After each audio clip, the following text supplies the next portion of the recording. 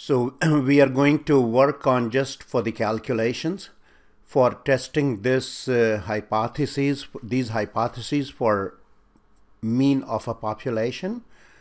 So our null hypothesis is that the population mean is 70 units, and the alternative is that the population mean is greater than 70 units, and we have to work at, say, 0.05 level of significance. Okay, and in addition, say we are given that the population standard deviation is 10 units, and when we are not given that, then we shall use the T procedure, and we have this also, that the population has a normal distribution, or the variable, the quantitative variable that is under study shows a normal distribution. Okay, now say we take a simple random sample of size 40 from the above population, and it shows a mean of 74.3 units. Okay, now we are going to use our graphing calculator to do the calculations for this situation. And what is the what are we working on? Our null is mu equals 70 units. Alternative is mu is greater than 70. Sigma, the population standard deviation, is given to be 10, and the sample mean came out to be 74.3, and the sample size is 40. Okay, so how do we work on this? We are working on statistics, so we go to stats, and we are doing a hypothesis test. So we will go to test. You can just press on this twice, or just go to left. It takes you to the z-test, and we have only one population that we are working on based on one sample. All right, so we'll take the z-test because we know sigma. In case we did not know sigma, then we would have gone over to the t-test. Okay, so then you just go ahead and press enter. All right, and here I have chosen stats instead of data because we are not working with raw data here. We are given the summary stats here, that is the mean of the sample has already been calculated. So we have this statistic here. So we are working with the statistical summary rather than the raw data in this case. Okay, so we have say the null, and that's what this mu sub 0 indicates. If you want, I could write this also as mu sub 0. Okay, but yeah, let's not worry about it. Okay, let me go back here just a second. So we have this value as 70, and our sigma is given to be how much? 10. Okay, all right, and the sample mean came out to be 74.3. okay, and n already is 40 in this case, so from a previous entry, otherwise we could have changed it. Okay, so excuse me, yes, so here this is the one to choose, that is our alternative is right-tailed, so we have this greater than here. Okay, and then we will just ask it to calculate the values for us. So what we have is that the test statistic z is 2.72. that is, we have, if we looked at the standardized value of x bar, and the p-value came out to be 0.003. okay, so what we had is, remember, we had our level of significance as 0.05. So if p value is less than the level of significance, then in that case what you do, you reject the null hypothesis, right? So in that case you reject the null. Okay, all right, so in this case the p value came out to be approximately how much? 0.003. okay, which is of course less than 0.05, so we shall reject the null in this case.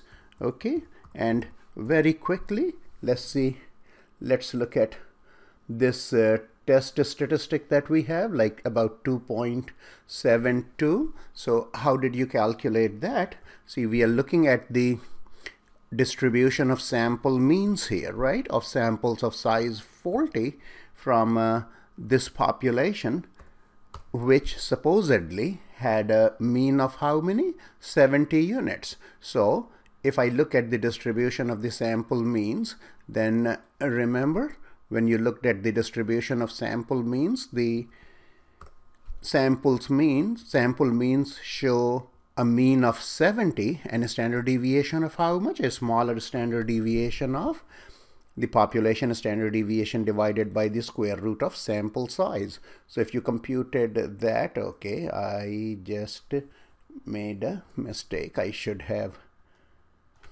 sorry about that, entered this value here, what it was, 74.3, sorry about that. Okay, so we have the same thing as 2.72. all right, so if you looked at your z curve, all right, or the standard normal distribution, which is a normal distribution with a mean of 0 and a standard deviation of how much? Standard deviation 1, then in that case what happens is that, let me make it a little smaller for you. Okay, so in that case what will happen is that if you look at the area to the right of 2.72, then that area will come out to be how much? About 0.003. Okay, so let me know if you have any questions. So let's see the mathematical details of about the calculations that we automated by our calculator. Our decision or calculations are based on the distribution of x bar, by which we mean sample mean of a simple random sample of size 40 from a population which supposedly has a mean of 70 units and population standard deviation of 10 units. Now, if the samples are from a normally distributed population, then x bar will also shows a normal distribution, right? And now even if the population does not have normal distribution, for large sample size or for large sample sizes, okay, the x bar or the sample means of all the simple random samples that we can take, okay, it still has a normal distribution, right? And that came as a consequence of, or sorry, that came as a, yeah, rather we use that, or that is statement from what we called the central limit theorem. Okay, all right, so let's proceed with this assumption and look at what we did in this particular example. So what we had is, so this is the distribution of sample means, and remember this, our sample mean came out to be how much? It came out to be approximately 74.3. Remember that? So that means what? The p-value. And what is the p-value? The p-value is the area to the right of that. That came out to be, according to the calculator, 0.003, which is less than 0.05, the level of significance that we were using. So we rejected the null hypothesis at that particular level of significance. All right. So we have that x bar has a normal distribution, okay, with a mean of what?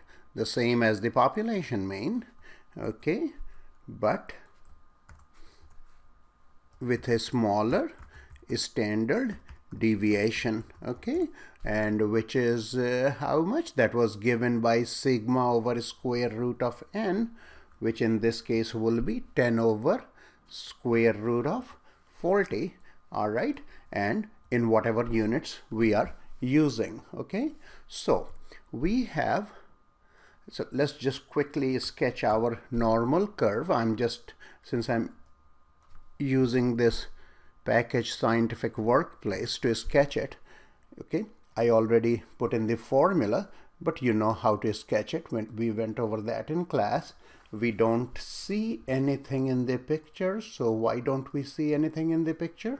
Of course, this is like the mean is 70. 70 is nowhere to be seen here, okay, and then standard deviation is 10 over square root of 40. So let's just go around 70 a little bit. So we will just do this. Let's go like say, so we are going to go around 70. So say I went from 70 to 70, sorry, 62 to 78, okay, and hopefully we shall see the curve. Yeah, here is the normal curve that we have, or the distribution of X bars from this population with for samples of size 40, all right, and so this is the distribution of the sample means, okay.